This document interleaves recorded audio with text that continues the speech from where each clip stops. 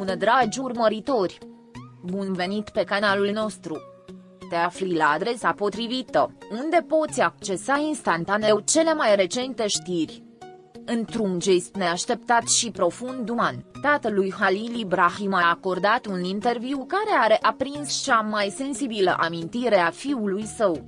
Relația sa cu Zlatirkoglu.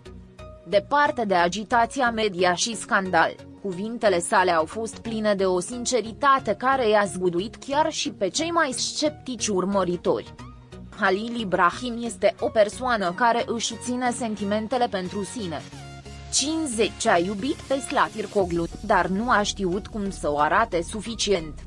Această afirmație directă, dar empatică, a scos la iveală un adevăr care circula în zvonuri de ani de zile. Dragostea a existat, dar cuvintele nu au ajuns niciodată la timp. Cel mai șocant lucru la această mărturisire nu a fost declarația în sine, ci faptul că provenea de la tatăl său. Un bărbat care, ani de zile, optase pentru tăcere și respect pentru intimitatea fiului său, a decis pentru prima dată să-și spună adevărul. Și a făcut-o nu pentru a arăta cu degetul, ci pentru a recunoaște că în viață, chiar și cea mai pură iubire poate eșua dacă nu găsește o modalitate de a se exprima. În acest sens, fraza a rezonat ca un ecou a ceea ce ar fi putut fi, dar nu a fost. Cei mai apropiați de Halil Ibrahim știau că, în spatele aparentei sale fermități, se afla o sensibilitate copleșitoare. Încă de mic, a fost o persoană cu tăceri profunde, cu emoții care nu erau ușor verbalizate. Dar ceea ce pentru mine este prudență, pentru alții poate părea distanță. Și în cazul lui Zlatirkoglu, acea distanță emoțională a ajuns să rupă ceva ce părea de neînvins.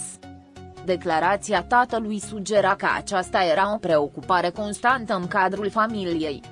Prietenii apropiați a actorului spun că Halil Ibrahim a fost mișcat de cuvintele tatălui său. Nu pentru că nu erau adevărate, ci pentru că i-au amintit că timpul nu se oprește așteptând confesiuni. În dragoste, tăcerea este și un răspuns. Și uneori, absența unei expresii precum am nevoie de tine sau țin la tine poate fi începutul unui rămas bun. Remușcarea, spun ei, este sunetul pe care îl scoate inima atunci când își dă seama că a tăcut la momentul nepotrivit. Pe rețelele de socializare, reacțiile au fost imediate. Sute de fani au scris mesaje de susținere pentru Halil Ibrahim, afirmând că dragostea se simte și în gesturi, că unii oameni nu știu să vorbească, dar știu să iubească. Cu toate acestea, alții au reflectat asupra importanței verbalizării sentimentelor, a faptului de a nu presupune că cealaltă persoană va ști întotdeauna. Cuvintele tatălui au deschis un spațiu pentru o dezbatere emoționantă care a transcendat mass media. Cea mai dureroasă parte a acestei povești nu a fost despărțirea în sine, ci dragostea care încă plutește printre rânduri, în cântece, în amintiri neterminate. Pentru că atunci când cineva spune că fiul său nu a putut să o arate, se înțelege că dragostea a fost acolo, dar nu a putut prinde contur. Și într-o relație precum cea dintre Halil Ibrahim și Zlatirkoglu, unde complicitatea a fost evidentă, este și mai tragic. Este genul de final care nu are punct, ci mai degrabă o elipsă. Halil Ibrahim, la rândul său, nu a oferit o declarație directă.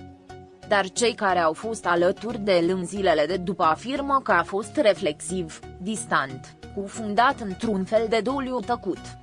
Nu numai din cauza pierderii unei iubiri, ci și din cauza recunoașterii publice a celei mai mari slăbiciuni a ei.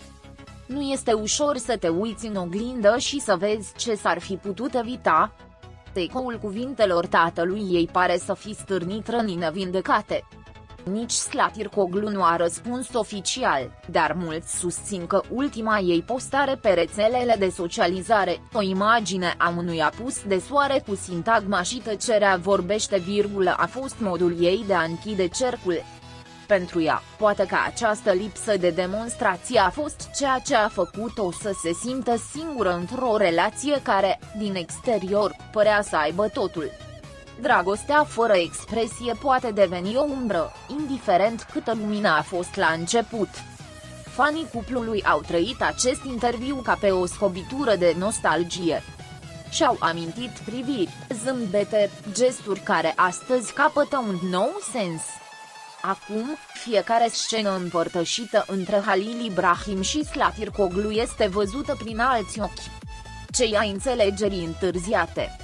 Ce-ar fi dacă acel gest aparent simplu ar fi fost de fapt o declarație de dragoste niciodată rostită cu voce tare? Ce-ar fi dacă lacrimile de pe scenă ar fi fost reale? Unii cred că această declarație ar putea deschide ușa către reconciliere. Că, recunoscându-și public greșelile, Halil Ibrahim ar putea face un prim pas către o conversație de mult așteptată. Însă alții, mai precauți, cred că rana este prea expusă și că timpul și-a făcut treaba. În orice caz, ceea ce este clar este că dragostea nu a fost problema, a fost tăcerea. Interviul tatălui a atins și un alt punct cheie. Suferința pe care a trăit-o Halil Ibrahim după despărțire.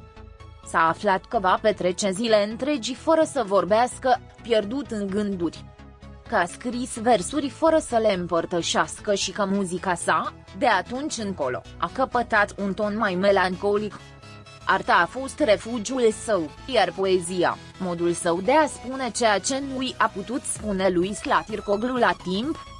Pentru că uneori dragostea se scrie când de prea târziu să o spui.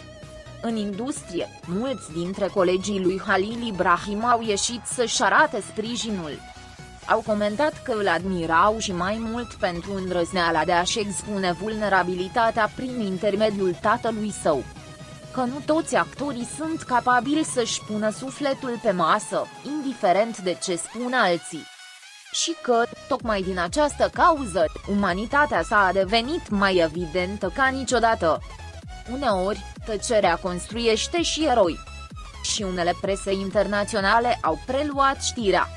Povestea unui bărbat care a iubit fără să știe cum să o exprime, a unei femei care a așteptat un gest și nu l-a primit și a unui tată care, în cele din urmă, a spus ceea ce nimeni nu a îndrăznit, are un caracter universal.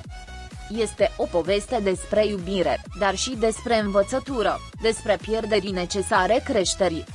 O poveste atât de umană încât transcende granițele. Interviul a șocat nu doar lumea divertismentului, ci și pe cei care se identifică cu acest tip de iubire tăcută. Pentru că toți, la un moment dat, am fost Halil Ibrahim sau Slatirkoglu. Am iubit în tăcere sau am așteptat un semn care nu a venit niciodată. De aceea, această mărturisire a rezonat atât de profund. Pentru că nu este doar povestea a două persoane celebre, este povestea noastră, a tuturor. Timpul va spune dacă aceste cuvinte vor deschide un nou capitol sau îl vor închide pe cel vechi. Dar putem fi siguri de un lucru, dragostea, atunci când este adevărată, nu dispare niciodată complet. Rămâne într-un vers nerostit, într-un mesaj netransmis, într-un cântec nepublicat. Și deși nu se termină întotdeauna ca în povești, lasă o amprentă pe care nici timpul, nici tăcerea nu o pot șterge. Pascali